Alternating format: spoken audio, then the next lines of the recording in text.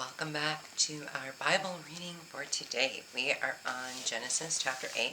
We are going to do chapter 8 and 9 together today. Genesis chapter 8 starts with the flood subsides. Remember, we left off with Noah. They were out there for 150 days on the water after God flooded the earth and got rid of everything. Gone. Anything that breathed life. Alright, so it says, But God remembered Noah and all the beasts and all the livestock that were with him in the ark. And God made a wind blow over the earth, and the waters subsided. The fountains of the deep and the windows of the heavens were closed. The rain from the heavens were restrained, and the waters receded from the earth continually. At the end of 150 days, the waters had abated, and in the 7th month, on the 17th day of the month, the ark came to rest on the mountain of Ararat. Again, disclaimer, I do not know these names, so correct me if I'm wrong. I'm also using the English Standard Version. And the waters continued to abate until the 10th month. In the 10th month, on the first day of the month, the tops of the mountains were seen. At the end of 40 days, Noah opened the window of the ark that he had made and sent forth a raven, like me. It went to and fro until the waters were dried up from the earth. Then he sent forth a dove from him, to see if the waters had subsided from the face of the ground. But the dove found no place to set her foot, and she returned to him to the ark, for the waters were still on the face of the whole earth. So he put out his hand and took her and brought her into the ark with him. He waited another 7 days, and again he sent forth a dove out of the ark. And the dove came back to him in the evening, and behold, in her mouth was a freshly plucked olive leaf. So Noah knew that the waters had subsided from the earth. He was smart guy. That was a genius. Then he waited another 7 days and sent forth the dove, and she did not return to him anymore. Just so I'm out of there. I'm off that ship. I found land. I'm living. Bye. Adios, guys. In the 601st year, in the 1st month, the 1st day of the month, the waters were dried from off the earth. And Noah removed the covering of the ark and looked, and behold, the face of the ground was dry. In the 2nd month, on the 27th day of the month, the earth had dried out. Then God said to Noah, Go out from the ark, you and your wife, and your sons wives with you. Bring out with you every living thing that is with you of all flesh, birds and animals, and every creeping thing that creeps on the earth, that they may swarm on the earth and be fruitful and multiply on the earth. So Noah went out, and his sons and his wife and his sons' wives with him. Every beast, every creeping thing, and every bird, everything that moves on the earth went out by families from the ark. Then Noah built an altar to the Lord, and took some of every clean animal and some of every clean bird, and offered burnt offerings on the altar. And when the Lord smelled the pleasing aroma, the Lord said in his heart, I will never again curse the ground because of man, for the intention of man's heart is evil from his youth. Neither will I ever again strike down every living creature as I have done. While the earth remains, seed time and harvest, cold and heat, summer and winter, day and night shall not cease. Oh, that is so sweet of him. And God blessed Noah and his sons and said to them, Be fruitful and multiply, and fill the earth. The fear of you and the dread of you shall be upon every beast of the earth, and upon every bird of the heavens, upon everything that creeps on the ground, and all the fish of the sea. Into your hand they are delivered. Every moving thing that lives shall be food for you. And as I gave you the green plants, I give you everything. But you shall not eat flesh with its life, that is, its blood. And for your lifeblood I will require a reckoning. From every beast I will require it, and from man. From his fellow man I will require a reckoning for the life of a man. Whoever sheds the blood of man, by man shall his blood be shed. For God made man in his own image. And you, be fruitful and multiply, increase greatly on the earth and multiply in it.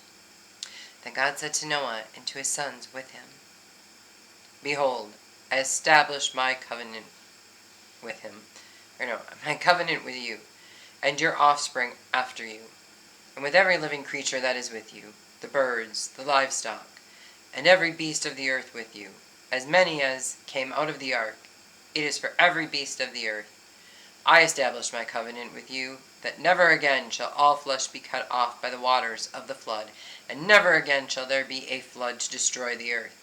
And God said, This is the sign of the covenant that I make between me and you and every living creature that is with you for all future generations. I have set my bow in the cloud, and it shall be a sign of the covenant between me and the earth. When I bring clouds over the earth, and the bow is seen in the clouds, I will remember my covenant that is between me and you and every living creature of all flesh, and the waters shall never again become a flood to destroy all flesh. When the bow is in the clouds, I will see it, and remember the everlasting covenant between God and every living creature of all flesh that is on the earth. God said to Noah, This is the sign of the covenant that I have established between me and all flesh that is on the earth. The sons of Noah who went forth from the ark were Shem, Ham, and Japheth. Ham was the father of Canaan. These three were the sons of Noah, and from these the people of the whole earth were dispersed. Noah began to be a man of the soil, and he planted a vineyard. He drank of the wine and became drunk and lay uncovered in his tent. Oh, we're getting rich now. Okay. Oh, so naughty. Okay, anyway, back to the story. And Ham, the father of Canaan, saw the nakedness of his father and told his two brothers outside. Dudes, Dad's naked. I could even imagine. I mean, seriously. Yeah, so what? He's dad. What are you gonna do about it? Alright, anyway, this is Genesis 9. And we're coming to verse 23. Then Shem and Japheth, I said that right, took a garment, laid it on both their shoulders, and walked backward and covered the nakedness of their father.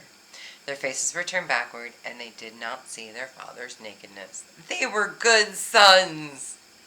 That is pretty good. That's high five to both of them. Luckily, we had two hands. Anyway, when Noah awoke from his wine and knew what his youngest son had done to him, he said, Cursed be Canaan. A servant of servants shall he be to his brothers.